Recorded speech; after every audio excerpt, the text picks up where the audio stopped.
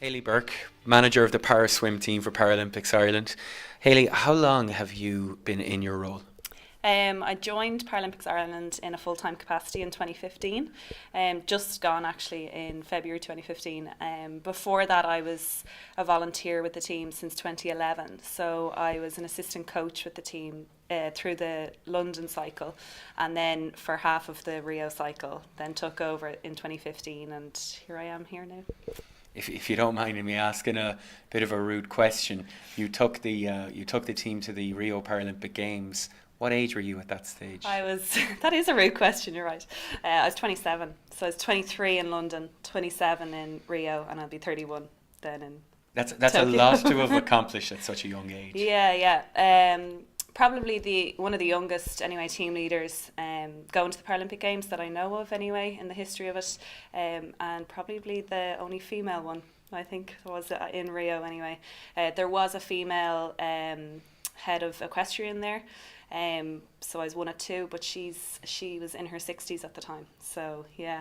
And how important do you think it is, as somebody who works in sport in Ireland, how important do you think it is that there are female role models for people who want to work on not necessarily in the actual sport itself, competing in the sport, more so in the administration of the sport? Is it vital that there are people like yourself that aspiring employees in sport can look up to? Yeah, absolutely. Like when I was in school, didn't know what I wanted to do. All I knew was that I was a swimmer. So I never really had those choices. Well, I felt I didn't have those choices. They weren't very visible. And now, like I have a number of friends that are involved in sport, Irish sport, and they're in administration roles and coaching roles, and they're all female. And I feel like our generation now, we're kind of the first of the generations. Like there are older women in leadership roles at the moment, which is fantastic, and they've really paved the way if you really think about it. But I just think it's more visible. Now you can turn to a younger athlete and tell them that it's not just what they do in the water or how fast they run on a track or playing in a field, that there's so many other options. And that's good to see. Like I'm heavily involved now in coaching as well. Funnily enough, the club that I'm involved with, in our club staff, there's actually only two male coaches and the rest are female, which is fantastic, out of a group of about 15 of us. So it's just more visible for younger female athletes that they can see that there's more options than just getting on a podium at the Olympic or Paralympic Games every 4 years. You competed yourself at a very high level as a swimmer, and then you transitioned from competing into working in sport. How important or how easy did you find the transition? And is there any advice that maybe you would give people who are looking to transition from competitive action into working in the area? I mean, I threw myself into everything, any opportunity that I got. I just started doing because I didn't really know what I wanted to do, but knew the sport. So any kind of teaching or coaching opportunities that came up, I just went for it. Like I say, I was volunteering for 4 years, but I just kind of threw myself out there, and then developed administration roles in other walks of life, like not just sport.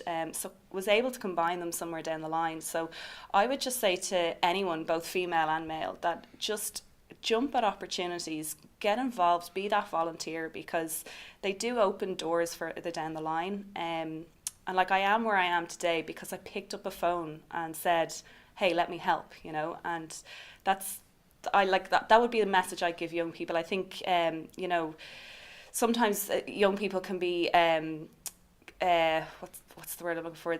They have a sense of entitlement sometimes that they have to be paid for roles. But I would just say that there's other opportunities that aren't in paid positions. So that is the advice that I would give younger people. You speak about picking up the phone and how that was the first step for you. Do you think maybe that there's a certain amount of reluctance, especially with females, to take that first step forward, that maybe there's a lack of confidence in that way? Yeah, absolutely. No, and I would definitely believe that because like I talked about, there is not a huge amount of female coaches still. Even there's female coaches, sorry, at a lower level, like I mentioned, the club that I'm involved at, but that's more a community level. When you start going regional and national, there's less females there, so to actually pick up the phone and say that you'll volunteer is hard, but then that is the way in, that is the way of just gaining those opportunities and getting those relationships up and running and just getting your face out there, and then just gaining the experience is so important. But yeah, it's definitely more challenging for women. I suppose there's that confidence thing. I mean, we've spoken about it before, like men will look at a job spec and go, I know though, I'll be able to apply for that job. Whereas women look at a job spec and go, I don't have that one thing, therefore I'm not applying for it. And I would just say, and I was that person. I'm not the most outgoing person, but I did pick up a phone and I did make a phone call. So I would just say, just try put yourself out there a little bit, step outside your comfort zone. And particularly in sport, like sport can be a very uncomfortable environment. It's not the most, you're very exposed and you can be quite vulnerable, because there's highs and lows of it. And you have to take the lows with the highs, but sometimes that can be very vulnerable. And I suppose men take that on better because they have, some men, not all men, but they have a bravado of, sure, look, that's part of the process. Whereas women will just internalise and go, oh God, I can't believe I failed. But that's actually part of sport, and it's encouraged so that you learn from your mistakes and then apply them, and then you get better as you go along. So, yeah.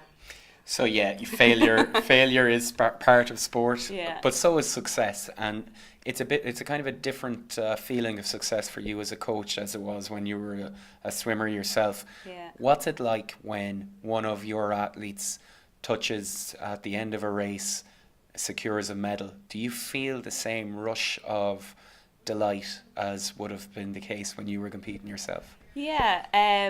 Yeah, and you do take a step back and you kind of go, wow, we all put that together, like that. If that medal could be divided up, it's probably going to divide into 20 parts, You do take that kind of appreciation, you do stand back a little bit.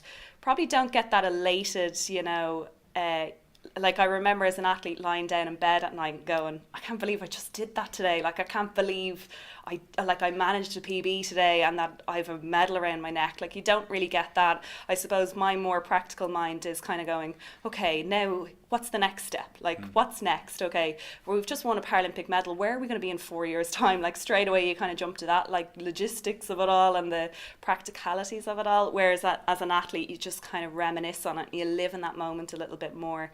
And I suppose, as we know from athletes, some athletes get stuck in that moment, whereas in a leadership role, you're already automatically looking for 8 years down the line. When's the next games, or when's the next championships, or there's always a process. There's always and it's always kind of the next, and I do think in a leadership role you do kind of jump to that a little bit quicker than what the athlete will do. So I'll just finish up with one last question. Looking back, if you were talking to 12-year-old Hayley Burke and you had to give yourself one piece of advice in sport, what would that one piece of advice be? I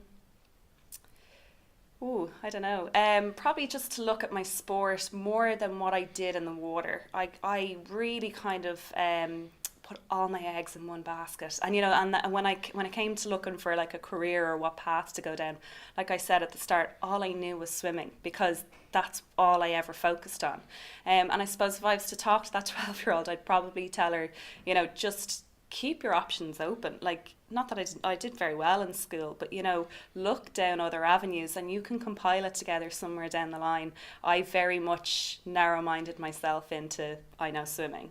Now it's worked out for me, but it took years to get there. It took, I had other jobs before here, administration jobs, and I put a huge amount into volunteering, as I mentioned. So, I got there down the line, but I would ask that 12-year-old not to define herself as a swimmer, but look broader than that. It's interesting. It's something that high performance athletes often say, is that they maybe neglected themselves out of the pool. They didn't concentrate on the other areas of themselves. Yeah. They were so caught up in being a swimmer. Yeah, no, definitely. And I would have always defined myself as a swimmer, and anytime I'm coaching swimmers and they can get really upset about their races, which is normal. They put a huge effort into it, but I always tell them, you're not Mary the swimmer, you're Mary who happens to swim, and I suppose swim very well. Swim yeah, at a very high level, but you just try and emphasize that there's so much more to their ability